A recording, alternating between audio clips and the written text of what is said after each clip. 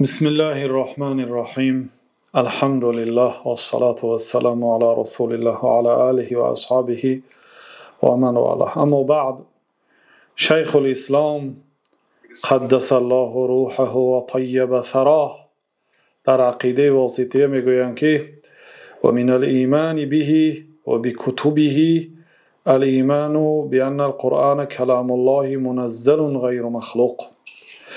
از جمله ایمان آوردن به الله تعالی و ایمان آوردن به کتابهایش ایمان آوردن به اینکه قرآن کلام الله است، نازل شده هست، غیر مخلوق.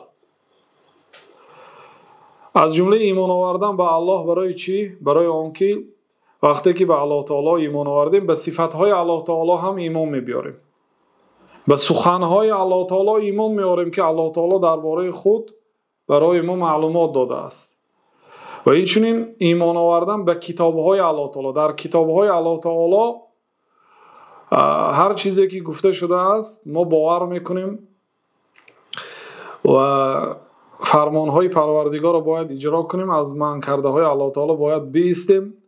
و از جمله ایمان آوردن به کتابهای الله تعالی ایمان آوردن به اون که قرآن کلام الله است، کلام سخن منزل از جانب الله تعالی قرآن نازل شدگی هست، غیر مخلوق. قرآن مخلوق نیست. عرش مخلوق است، آسمان ها مخلوق است، جناب رسول الله صلی الله علیه وسلم مخلوق هستند، فرشته ها مخلوق هستند، لیکن قرآن مخلوق نیست. منه بدأ و الیه یعود. قرآن از الله تعالی شروع شد، به الله تعالی برمیگردد. چه خیلی از الله تعالی شروع شد؟ حضرت جبرائیل علیه السلام از الله تعالی شنید، آمده به پیامبر صلی الله علیه وسلم رسانید. یعنی از الله تعالی شروع شد، از الله تعالی نازل شد. و الیه یعود، به سوی الله تعالی برمیگردد. یعنی وقتی که قیامت نزدیک می شود، الله سبحانه و تعالی قرآن را از زمین می بردارد، به این طریقه که در دل مردم یگان سوره یگان آیتی از قرآن کریم دیگر محفوظ نمیماند و در کتاب‌های قرآن نوشتجات قرآن برداشته میشد. وقتی که میکشن صحیفه قرآن ورقی خالی میماند، نوشتجاتش برداشته میشد، یعنی سخن الله تعالی برداشته میشد. منه بدأ و الیه یعود. قرآن از جانب الله سبحانه و تعالی شروع شد و به سوی الله تعالی برمیگردد. و حضرت ابوبکر صدیق هم رضی الله عنه وقتی که سخن مسیلمه کذاب را شنیدند، ان هذا لم یخرج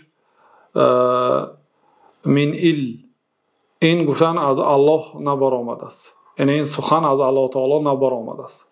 در بعضی اثرها آمده است که بهترین عبادت کردن الله تعالی به آن چیزی که از الله تعالی برآمده است، یعنی قرآن. منه بدأ و الیه یعود همین معنا را دارد. و ان الله تکلم به حقیقتا.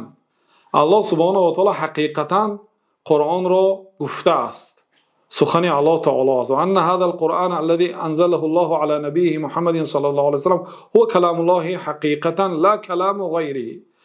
و البته این قرآنی که الله تعالی به پیغمبرش حضرت محمد علیه السلام نازل کرده است حقیقتا کلام الله تعالی است، نه کلام غیرش.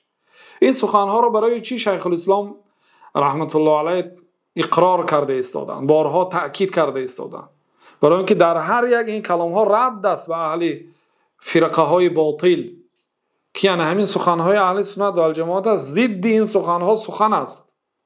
میگفتن که قرآن سخن الله تعالی نیست. میگفتن این یک نوعی دشمنی به دین مقدس اسلام. وقتی که شما میگید که قرآن سخن الله تعالی نیست، شما با یک جمله دین مقدس اسلام رو برباد دادید، برای اینکه سرچشمه اساسی منبع دلیل این قرآن کریم است. قرآن اگر سخن الله نباشد دیگه چه قدر و قیمت دارد؟ یگانه کتابی که به طهارت قپیدنش ممکن است. 4 مذهب امام ابو حنیفه، مالک، شافعی، احمد همه حرام میگوید قپیدن قرآن را بدون طهارت. یعنی از دیگر کتاب‌های انگلیسی و از دیگر کتاب‌های مثلا دنیوی و حتی دینی باید قرآن فرق کند، چون قرآن سخن الله سبحانه و تعالی هست. قرآن هم به طهارت قاپیده شود یا کتاب بدیعی هم به طهارت قاپیده شود، چی فرقیتی قرآن میماند؟ بنابراین قرآن سخن الله سبحانه و تعالی هست حقیقتا، نه کلام غیره. بعد گفتن که ولا يجوز اطلاق القول بانه حکایه عن کلام الله تعالی، اجازت نیست که سخن گفته شود چون که این قرآن حکایت از کلام الله تعالی هست، یعنی گویا کسی برای ما سخن الله تعالی را حکایه کرده ایستاده است. این رد به آنهایی که میگفتن که لفظهای قرآن، حرفهای قرآن سخن الله تعالی نه، معناهاش سخن الله تعالی میگفتن، این رد به آنها است. یعنی جایز نیست که انسان بگه که قرآن حکایت از کلام الله تعالی است او عبارت عنه، یا اینکه عبارت از کلام الله تعالی است، قرآن عبارت از کلام الله تعالی است. این گپی غلط است. بل اذا قرأه الناس او كتبوه في المصاحف لم يخرج بذلك ان يكون کلام الله حقیقتا، بلکه اگرچه قرآن در کتاب ها نوشته شده است و در صدر قاری های و حافظ ها حفظ شده است، قرأه الناس مردم قرائت کردن یا که نوشتن در مصحف، با این از این که او کلام الله هست حقیقتا بیرون نمی براید. یعنی قرآن اگرچه در مصحف است نوشته شده است کلام الله تعالی است، اگرچه مردم قرائت کردن از زبان آنها تلفظ شد صدای آنها هست، لیکن کلام الله هست. الکلام کلام الباری و الصوت صوت القاری، کلام کلام باری هست الله تعالی، صوت صوت قاری هست، آواز آواز قاری هست. پیامبر صلی الله علیه و سلم میگه زینوا القرآن باصواتکم او کما قال علیه الصلاه و السلام، شما قرآن را با آوازهایتان زینت دهید. یعنی زینت به این معنا نه که با آهنگ موسیقی قرائت خواند، بلکه قرآن خود آهنگ دارد. یعنی قرآن را زیبا کرده قرائت کنید با آوازهایتان. آواز آواز ما هست، لیکن کلام کلام الله هست. فإن الكلام انما يضاف حقيقة الى من قاله مبتدئا لا الى من قاله مبلغا مؤديا. البته کلام نسبت داده میشد به اون شخصی که ابتداءً کلام را گفته است، نه به اون شخصی که همچون ادا یا همچون تبلیغگر او سخن رسانیده است. ما امروز به شما مثلا سخن پیامبر صلی الله علیه و سلم رو میرسانیم، میگیم که پیامبر صلی الله علیه و سلم گفتن که انما الاعمال بالنیات و انما لكل امرئ ما نوى. پیامبر صلی الله علیه و سلم چنین گفتند. بین ما و بین پیامبر صلی الله علیه و سلم 23 نفر هست. یعنی ما از استاد ما شنیدیم، استاد ما از استادش، همین گونه تا صحابه و از صحابه به پیامبر صلی الله علیه و سلم 23 نفر است. با وجود اون که 23 نفر هست، ما این سخن را همچون مبلغ، چخیلی که پیامبر صلی الله علیه و سلم بلغوا عنی ولو آیه، از من یک آیت باشدم، یک حدیث، یک جمله باشدم به مردم رسانید گفتم. ما وقتی که میرسانیم این معنای اینه ندارد که این سخن ما هست. سخن نسبت داده میشد به آن شخصی که اولین شده همون سخن گفته است، نه به آن شخصی که به سخن به مردم رسانیده است یا ادا کرده است. خیلی که پیامبر صلی الله علیه و سلم میگه نضر الله امرا سمع مقالتی فحفظها فوعاها فاداها كما سمعها.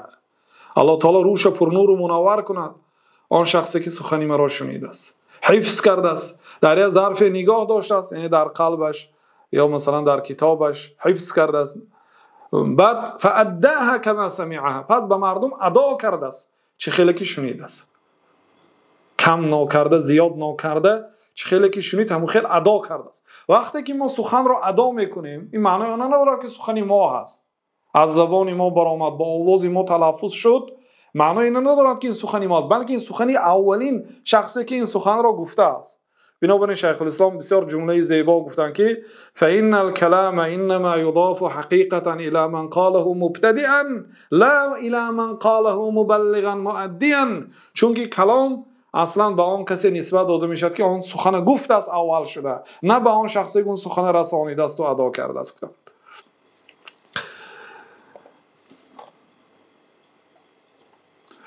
بنابراین شیخ الاسلام رحمت الله علیه در جای دیگر در کتاب درء تعارض العقل و النقل گفتند که من المعلوم بالاضطرار من دین الاسلام ان القرآن کلام الله. یک چیزی که در دین مقدس اسلام معلوم به طریق اجباری، یعنی مجبور همه باید داند و اینکه قرآن کلام الله است. انا موسفیدای و کمپیرهای ما هم اگرچه مثلا 70 سال در زمان شوروی زندگی کردن کلام الله میگفتن. کلام الله یعنی سخن الله.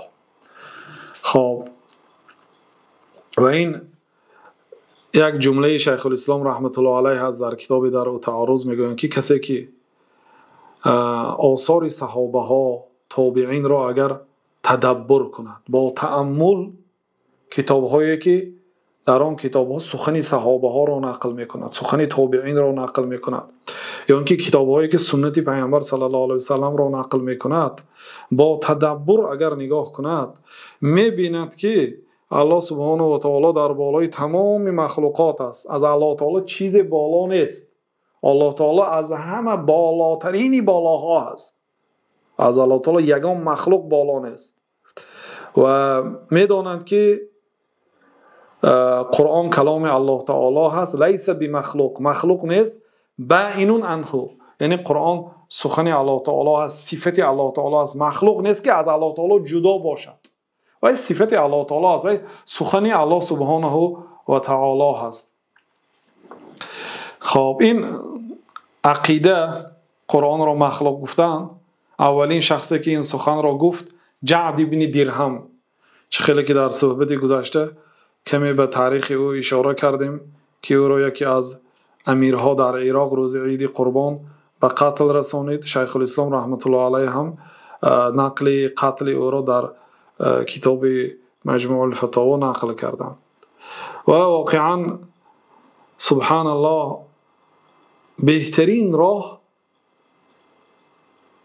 این راه رسول الله صلی الله علیه و سلم است. بهترین سخن الله تعالی است. کاش مسلمان ها فقط سخن الله و سخن رسول الله صلی الله علیه و سلم میخواندند. ما خودش عمر ما بی برکه هست. امروز تأمل کردم به سخنهای اهل باطل، سخنهای مثلا جهمیه ها، معتزلی ها نسبت قرآن. 6 قول است. سخنهای کلابیه، سخنهای اشعری ها، سخنهای از این پیش جعد ابن درهم، سخنهای اهل کلام. یعنی مشغول میشید به همین سخنها. کاش همین چیزا نمیشد. ببینید صحابه ها در چه زمانه زندگی کردند. قرآن حفظ میکردند، معنای قرآن رو میدانستند، حدیث پیغمبر صلی الله علیه و سلم میخواندند. تمام. ما باشیم این قدر فرقه های گمراه چی میگوید و دلیلش چی هست، برای وی باید رد گردانیم، با این چیزا عمری ما ضایع میشود. بنابراین نصیحت برای تمام آنهایی که میشنوید، هر چقدر میتوانید فقط مشغول به قرآن و سنت شوید. حدیث پیغمبر صلی الله علیه و سلم گیرید، خوانید، خیلی ساده و فهما هست. یا مردی گفت که یا رسول الله قیامت کی می شود؟ گفتن که و ماذا اعددت لها، به قیامت چی آماده کردی؟ گفت که هیچ چیزی نه غیر این که من محبت الله و محبت رسول الله صلی الله علیه و سلم دارم. گفتن که تو همراهی شخصی که دوست می‌داری. حضرت انس گفتن که ما خرسند شدیم که ما اگرچه ابوبکر و عمر مثل آنها شده نتوانیم، لیکن آنها را دوست می‌داریم. امید می‌کنیم که روز قیامت همراهی رسول الله صلی الله علیه و سلم، همراهی ابوبکر صدیق، همراهی عمر فاروق باشیم. ساده سخن‌های. و اگر کسی به کلام پیامبر صلی الله علیه و سلم که اعطیت جوامع الکلم گفتن، من سخن‌های جامع داده شدم، سخن‌های کم لیکن پرمعنا، یکی از خصوصیت‌های پیامبر صلی الله علیه و سلم. و سخن‌های سلف یعنی صحابه ها، تابعین، تبع تابعین، اگر گیرید در کتاب‌ها خوانید که سخن‌های کوتاه است لیکن بسیار پرمضمون. وقتی که انسان میخواند آبی دیدهش میبراید. سخن خلف میخوانید، سخن خلف یک مجلد. خیلی آنها هم مجبور هستند برای همین خیلی سخنهای گفتن، لیکن خلاصش همون سخن کوتاهی آنها، سخنهای پرمضمون. حتی اگر بعضی انسانهایی که فهمش نیست، اگر فتواهای پیشینه ها رو با فتواهای حاضره ها اگر قیاس کند میگوید که حاضره ها داناتر هستند، برای که بسیار گپ زدیان. نه، آنها هم اهل فهم بودند، آنها علم داشتند، لیکن آنها قل و دل، سخنی کم ولیکن پردلالت میگفتند. بنابراین تا میتوانید به علم قرآن و علم حدیث چنگ زنید و از علمهای بی معنی، علمهای بی فایده مانند علم کلام که شیخ الاسلام رحمت الله علیه میگویند که اما بعد فإنی کنت دائما اعلم، در بدایت یکی از کتابهاشون گفتند که اما بعد من دائما میدونستم که ان المنطق اليوناني لا يحتاج الیه الذکی ولا ينتفع به البلید. منطق یونان علمی است که شخص زیرک به آن حاجت ندارد، شخص هوشیار، شخصی با فهم و با ادراک به علم منطق حاجت ندارد و شخص بلید یعنی بیفهم گرنگ نمیفهمد. شخصی گرنگ نمیفهمد، شخصی عاقل و زیرک حاجت ندارد. یعنی چی؟ خوانیم یا نخوانیم؟ نمیخوانیم، چی فایده داره؟ بنابراین ابو یوسف به بشری مریسی گفتن که العلم بالکلام جهل والجهل بالکلام علم. علم به علم کلام جهل است. کسی که علمی کلام داند، برای چه علمی کلام نامیده شد؟ برای اینکه چیزایی که حاجت گپ نیست گپ زدن. العلم بالکلام جهل والجهل بالکلام علم. یعنی علمی کلام ندانستن علم است. امام ابو حنیفه تا سن 22 سالگیشون مشغولی به علم کلام بودن. وقتی که یک زنگ آمد در نزدیکی های حلقه حماد ابن ابی سلیمان درس میگفتن، یا زنگ آمد و ابو حنیفه گفت طلاق سنی چه خیر است؟ یعنی کسی که اگر طبق سنتی پیامبر صلی الله علیه و سلم زنش طلاق دادنی هست. طلاق به وی احکام های شریعت جاری است. یعنی گاه میشود فرض میشه طلاق دادن، گاه میشود طلاق دادن مستحب میشد، گاه میشود طلاق دادن مباح میشه، گاه میشه طلاق دادن مکروه، گاه میشه طلاق دادن حرام. خب یک آدم میخواهد طبق سنت پیامبر صلی الله علیه و سلم طلاق دهد، برای او طلاق دادن واجب شده است یا مستحب شده است یا مباح شده است. میخواهد در این طلاقش خطا نکنه. ابن مسعود گفتن که ما طلق احد لسنت فیندم، کسی طبق سنت اگر طلاق دهد پشیمان نمیشد. گفتن کسی طبق سنت جناب رسول الله صلی الله علیه و سلم اگر زنش رو طلاق دهد پشیمان نمیشد. هر کسی که پشیمان شده است کو اونا خلاف سنت طلاق دادن. اولش اینکه در بالای غضب طلاق دادن 3 تا و اضافه است، حالا که 3 تا طلاق دادن حرام است و حالا که همه وقت طلاق دادن به انسان حق و حقوق ندارد.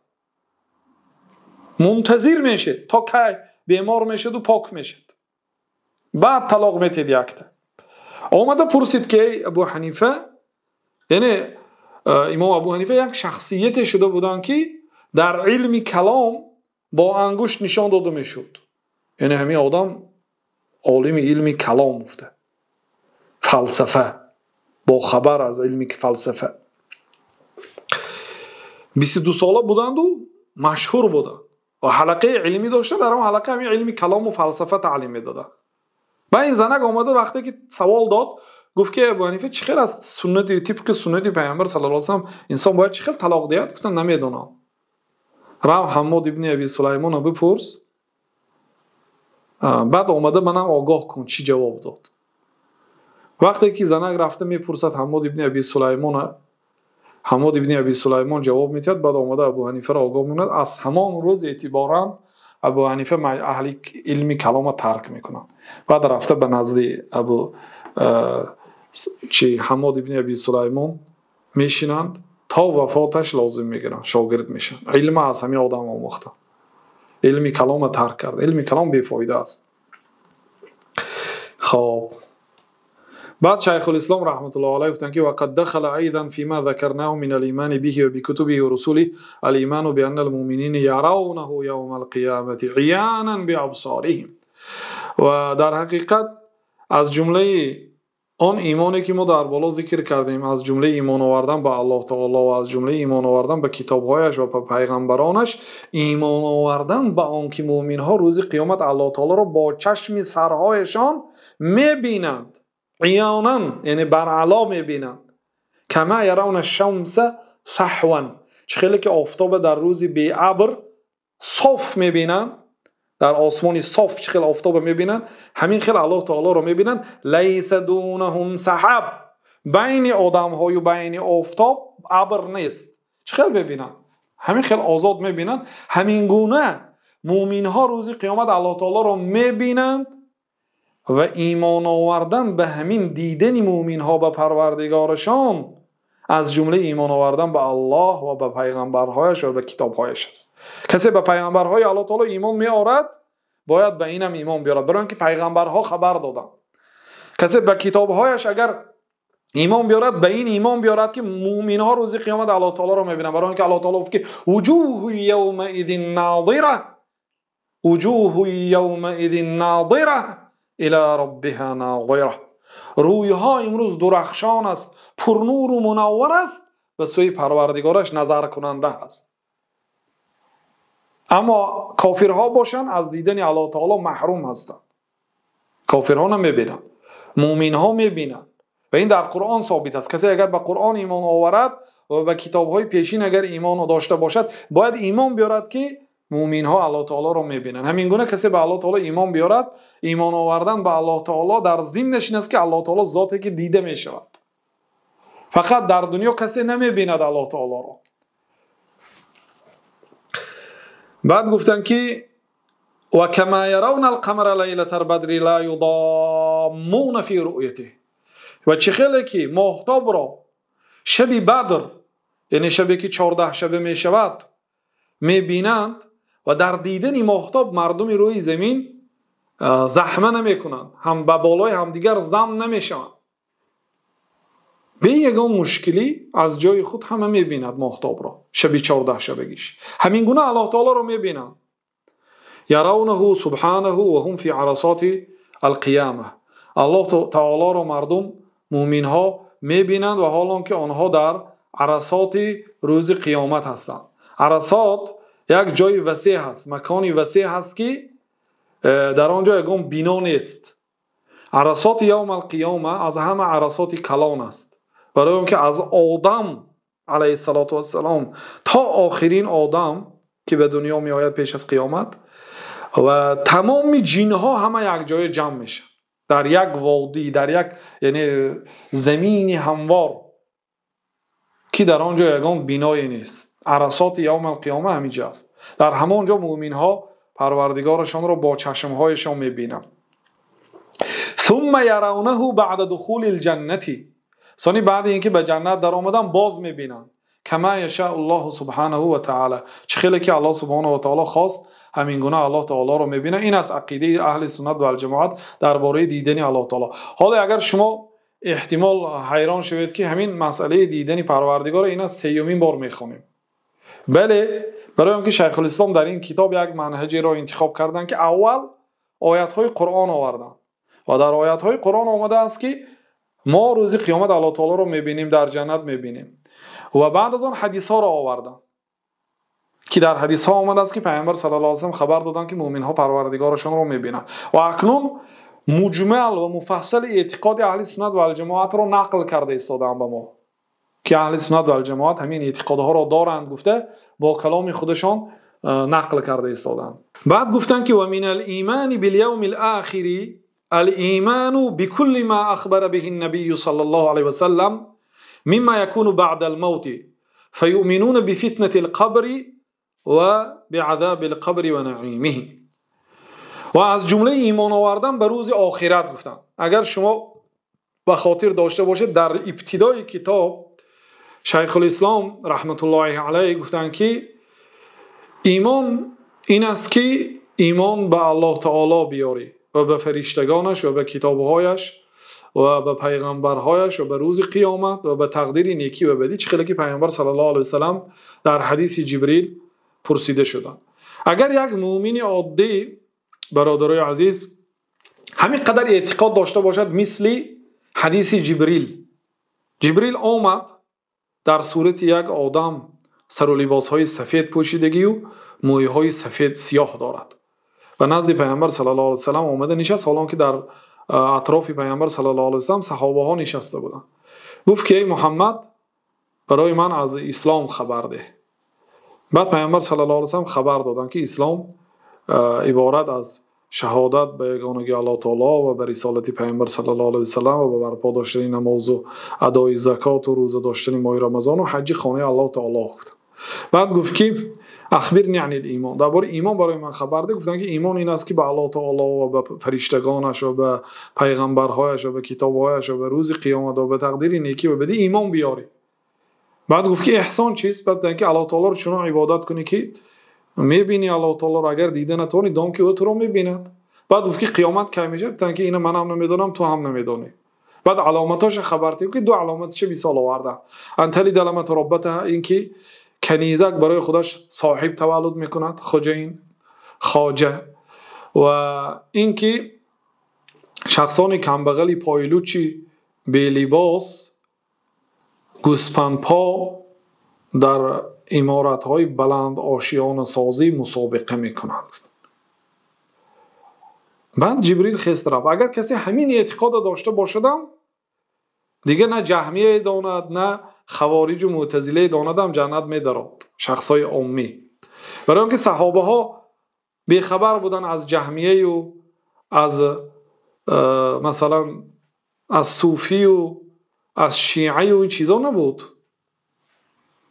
آنها قرآن میخوانن، حدیث پیامبر صلی الله علیه و سلم میخوانن. خلاصه شخصی عامی اگر همین طبق حدیث جبریل اعتقاد کند انشاءالله وارد بهشت میشه. خب بعد گفتن که از جمله ایمان آوردن به روز آخرت، ایمان آوردن به هر چیزی که پیامبر صلی الله علیه و سلم خبر دادن. از جمله مما یکون بعد الموت، آن حادثه هایی که بعد وفات انسان می شود. فیؤمنون بفتنه القبر، به فتنه قبر ایمان می آورند. فتنه یعنی امتحان. طلا رو به آتش در آوردن یعنی فتنه کردم میگد. فتنه کردم یعنی تا اینکه طلای تازه از طلای مغشوش جدا شود. طلای تازه رو برای جدا کردن به داخل آتش می درآورد زرگر. همین نه نامش فتنه میگد. فتنه یعنی امتحان. الله تعالی میگه که الف لام میم. آیا مردم گمان کردن که ما ایمان آوردیم میگن به فتنه گرفتار نمیشن؟ فقط معرکه خورده میگردند و فقط همه حرمت و احترام میکند و فقط لذت و نعمت است. همین خیلی فکر میکنن. حسب الناس، ما ایمان آوردیم به الله میگن به امتحان میمونن، بلکه ما آنها رو به امتحان گرفتار میکنیم، به بلا گرفتار میکنیم. فلا یعلمن الله الذين صدقوا ولا یعلمن الكاذبین، تا اینکه الله تعالی آدم‌های راستگوی و آدم‌های دروغگوی داند. الله تعالی میداند ولیکن میخواهد بروی آب براید. ماشاءالله ماشاءالله سلام علیکم و رحمت الله و برکاته میگفتگی ها بودند. به یک شمالی اندکه هم ریش تراشتند و هم ترک نماز کردند و کجا شد ایمانی آنها؟ یعنی الله تعالی میگه که ما شما رو امتحان میکنیم، به فتنه گرفتار میکنیم تا اینکه دانیم که کدام شما راستگوی و کدام شما دروغگوی هستید. فتنه به همین معنا است.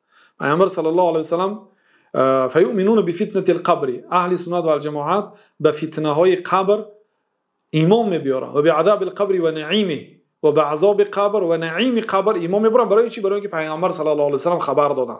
این رد است به بعضی معتزله ها که به این حدیث ها قبول ندارن، میگن در قبر عذاب نیست. حدیث آحاد قبول ندارن که ما در باره حدیث آحاد در شرح کتاب مصطلح الحدیث وسیع‌تر گپ زده هستیم. فاما الفتنه فان الناس یفتنون فی قبورهم. فتنه چی است؟ فتنه این است که مردم روز قیامت در قبرهاشون امتحان کرده میشن. فیقال للرجل من ربک و ما دینک و من نبیک. برای مرد گفته میشد که پروردگارت کیست؟ ذاتی که تو را ساخت، آفرید، رزق داد کی است؟ و من دینک، دینت چی است؟ و من نبیک، پیغمبرت کیست؟ همین سه سوال آمده است. مذهبت کیست؟ ملتت کیست؟ این گپ های دروغ است، نعوذ بالله. شرم نداشته در کتاب ها نوشتن، چاپ کردن و مردم فروختن. یا نخوانده تمیخه گپا رو؟ ملت به کی داری؟ مذهب به کی داری؟ نخواد انسان در قبر از مذهب پرسیده شود. انا همین سه سوال آمده است. فیثبت الله الذین آمنوا بالقول الثابت. الله تعالی آنهایی که ایمان آوردن با قول ثابت استوار میکند. فیقول المؤمن الله ربی والاسلام دینی و محمد صلی الله علیه و سلم نبی. شخص مؤمن میگوید که الله پروردگاری من است، اسلام دینی من است و محمد صلی الله علیه و سلم پیغمبری من است. و اما المرتاب فیقول آه. اما شخص شبهه کننده، شک کننده، منافق در بعض روایت ها اومده است که میگوید که آه، یعنی که ها میگوید، یعنی نامش در نوگ زبانم هست. مردم میگفتن من میدونستم، میگوید و نمیتواند گفته. بعد میگوید که لا ادری سمعت الناس یقولون شیئا فقلته. نمیدانم، حالا مردم رو شنیدم چیزی میگفتم، من همون چیزی میگفتم در دنیا، میدونستم در دنیا که مثال همین سوال اگر دهن محمد پیغمبر ما، دین ما اسلام، پروردگار ما الله، همین چیزا رو میدونستم. یعنی که این دلالت میده که همه به این سوالا اگر داند در این دنیا هم جواب گفته نمیتوند. چون الله تعالی همون شخصیت ها رو استوار میکند که آنها در حقیقت ایمان داشتند به الله تعالی. خب بعد فیضرب بمرزبة من حدید، به سرش با یک گرز زده میشد، گرز آهنین. فیصیح صیحة یسمعها کل شیء الا الانسان، یا آواز میبرارد که غیر انسان دیگه همه چیز میشنود. ولو سمعها الانسان لصعق، اگر انسان شنود بیهوش میشه، از هوش میرود. و اگر انسان شنود حکمت از آفرینش از بین برداشته میشه. همه سحر میبینید که در مسجد است، همه دیگر ترسید است از الله تعالی. اگر هر یک مرده همین خیل داد برارد، همه شنود، اینا هیچ کسی نمیشنود. دیگر مخلوقات میشنود اما انسان ها نمیشنود. ثم بعد هذه الفتنه اما نعیم و اما عذاب. سپس بعد این امتحان یا نعیم هست، نعمت، یا عذاب. الی یوم القیامه الکبری، تا قیامت کبرای، تا قیامت کلانیه. این چی معنا دارد؟ یعنی همش قیامت خردی بود. قیامت خردی، من مات فقط قامت قیامته، کسی مرد قیامت او قایم شد. این قیامت خرد است. آن آدم هایی که تا قیامت کبرا وفات میکنن و نه تا امروز آدم هایی که وفات کرده، اینا همه قیامت خردی که دی وفات کردن. اما قیامت کبرا این روز قیامت میشد که انشالله در صحیفه های نوبتی در بارش معلومات میاد. یعنی تا قیامت کبرای مردم یا در قبر عذاب میکشن یا در راحت هست. آنی که به سوال ها جواب درست داد، قبرش تا جایی که چشم میبیند وسیع کرده میشد. یک وقتی در یک کشوری با از یک بلندی میفرمودیم، سبحان الله، همین خل وادی وسیع، شاید چندین ده ها کیلومترها دیده میشد. یک صحنه وسیع در بلندی همین خل میفرمودیم. گفتم انا همین پیامبر صلی الله علیه و سلم گفتگی سخن انا همین معنا رو دارد. شخص مؤمن وقتی که به قبر دفن می شود، تا مد البصر، تا جایی که چشمش میبیند قبرش وسیع میشد. اگر همون جایی که از چشم ما میبیند 24 ساعت راه گردیم نمیتونیم رفته. همین خیل وسیع، یک طرفش 4 طرف دارد مثلا، یا حتی دایره شکل است، حتی آسمان اومده است مانند دیگ زمین گرفته است. همین خیل جای وسیع. قبر مومن همین خیل وسیع کشوده میشد. یا تیرزه از جنت کشوده میشد، از بوی فارم، نسیم فارم، بوی خوش و هوای خنک آمده میستد. از جنت کورپه ها برآورده انداخته میشود. اما شخصی که به سوال ها جواب نداد، قبرش تنگ میشد، چنانه که استخوان‌هایش به همدیگر میدراید. و تا روز قیامت در قبر در عذاب است. نسأل الله السلامة والعافیه. فتعاد الارواح الى الاجساد. وقتی که قیامت کبرا می شود، بعد روح ها به جسد ها برمیگردد. هر یک روح آمده به جسد خودش می درآید. حتی در بعضی اثرها آمده است که وقتی که مردم باران میبارد 40 روز، وقتی جان درایی هاشون میشد، از آسمان روح ها مانند گله زنبورها همین خیل با یک آواز زنبورانه میبیاد از آسمان، برای آنکه تمام آدم هایی که وفات کردگی است همه روحش یک باره میبیاد. همین روح ها خطا نکرده به جان صاحب خودش میدراید. یگان روح خطا نمیکند.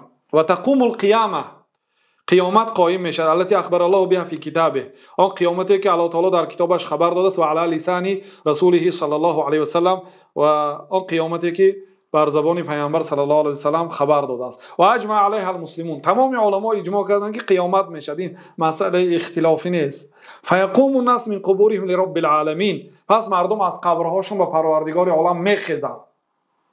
حفاتا عراتا غرلا، حفات پایلوچ، عرات عریان بی لباس، غرلا ختنه ناکرده. چه خیلی که الله تعالی شما را اولین مراتبه آفرید همان گونه. یعنی وقتی که انسان از مادر تولد شد، نه ریش داشت، نه ختنه کرده بود، نه لباس داشت، نه پای افضال بود، انا همین خیلی. حضرت عایشه گفتن که یا رسول الله، بعد مردها به زنها نظر نمیکنن؟ بعد پیامبر صلی الله علیه و سلم گفتن که الامر اشد من ذلك، الامر اشد من ان ينظر بعضهم الى بعض. وضعیت در آن روز از این هم وزنینتر است که به یکدیگر نگاه کنند. حول و دهشت قیامت همین خیلی وزنین است که انسان به یگان انسان نگاه نمی کند، حتی نگاه هم کند نمی بیند از ترس روز قیامت. و تدنو منهم الشمس، آفتاب به آنها نزدیک می شود. و یلجمهم العرق، بعضی انسان ها عرقش مانند لجام می شود تا دهانش. بعضی انسان ها عرقش او را غرق می کنند، بعضی انسان ها تا گلویش، بعضی ها تا سینهش، بعضی ها تا نافش، و قدر گناهش در عرق می غوطند. و 7 نفر آدم ها در آن روز در زیر سایه پروردگار هستند. و تنصب الموازین، ترازوها راست کرده می شود، ترازوها را گذاشته می شود. فتوزن فیها اعمال العباد، عمل های بنده ها برکشیده می شود. فمن ثقلت موازینه فاولئک هم المفلحون، کدام انسانی که ترازوی عمل های صالحش وزنی کند، اینها از جمله ظفر یافتگان است، خوشا به حالشون، از جمله آنها گرداند ما را. و من خفت موازینه فاولئک الذین خسروا انفسهم فی جهنم خالدون، کدام انسانی که ترازوی عملهای صالحشان سبک آید از گناههایشان، اینها شخصیتایی که ضرر دیدن، نفسهای خود را بای دادن، فی جهنم خالدون، در جهنم جاویدی می ایستند. در همین قدر کفایتی میکنیم. انشالله در درس آینده باقی مانده احکام روز قیامت را انشالله بیان میکنیم. والله اعلم و صلی الله و سلم علی نبینا محمد و علی آله و صحبه اجمعین.